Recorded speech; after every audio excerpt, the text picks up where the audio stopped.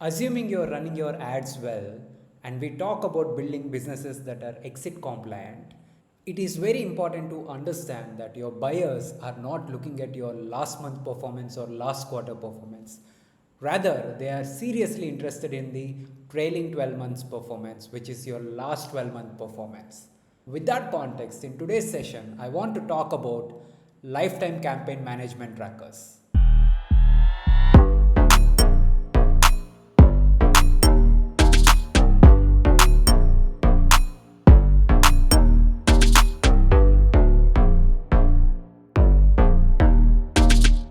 Assuming you are managing your ads so well, what I really want to do is I want to track my lifetime performance on a weekly basis. As in, every Sunday I am going to get inside the advertisement console and download my campaign performance report. Once I do that, I want to check what is my ROAS. And I am going to do the exact same step each and every Sunday and ensure my lifetime ROAS is always improving. Let me explain you how to track it via Excel.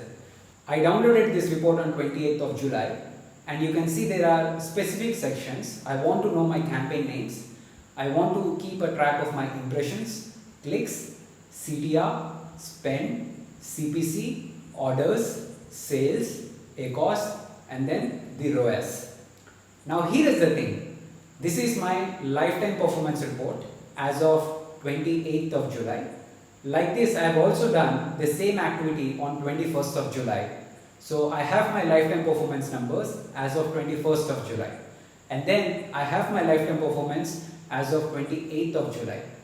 Alright, if I look at my 21st July numbers, my ROAS as of last week is around 2.82, right? And then if you look at my current week's performance, my ROAS is around 2.82. In this case, we see my ROAS has improved by 0.14%, which I am happy about because my ROAS has improved from that of last week. Let me take a minute and also explain you how to read these numbers. If you see, in terms of my impressions over a lifetime as of 28th of July, I received close to 256,211 impressions. I purchased around 1396 clicks. My CTR is around 0.54. My spend is around 596. My CPC is around 0.43. I received around 45 orders. In terms of revenue or sales, it's around $1682.16. My lifetime ACOS as of 28th of July, it's around 35.46%, and my lifetime ROAS for this product is around 2.82. Correct? In row number 24, I have captured the week on week change. I can say my lifetime impressions have gone up by 11.8%. My clicks grew by 19.6%. My CTR has improved by 0.04%. My spend has increased by 17.3%. My CPC has come down by 2%, which is good because you are spending less in order to win a click. And then my orders have gone up by 18.4%. Now remember one thing, my spend has gone up by 17.3%. and my orders percentage has gone up by 18.4%. I always want to make sure the ratio or the percentage rise in orders is always higher than the percentage rise in spend.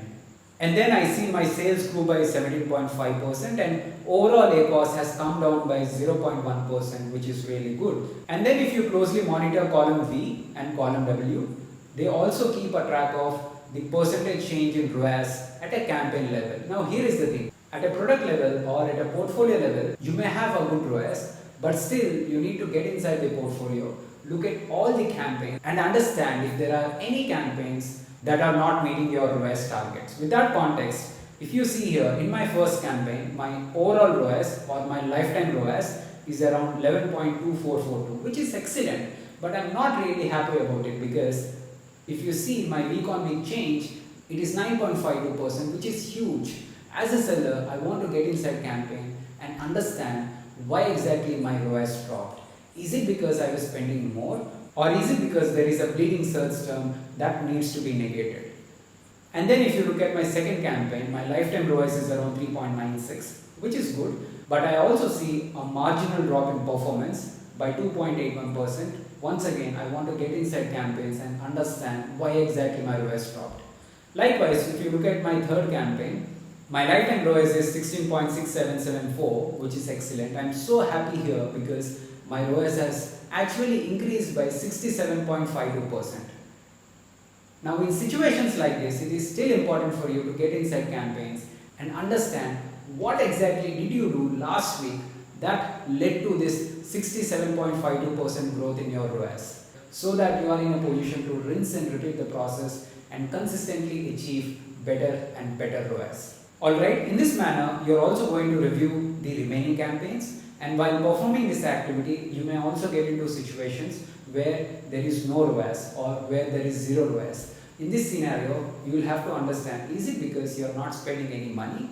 If that is so, try to check if those keywords are relevant and make sure you are inching up the bids. And in situations where you spend the money but still there are no sales, then once again get inside campaigns, investigate the keywords or targets and understand why you are not getting sales. Alright, in this manner you are going to review your campaigns on a weekly basis and work towards ensuring your ROAS is always on the rise, and this will help you to take better control of your campaigns and do really well.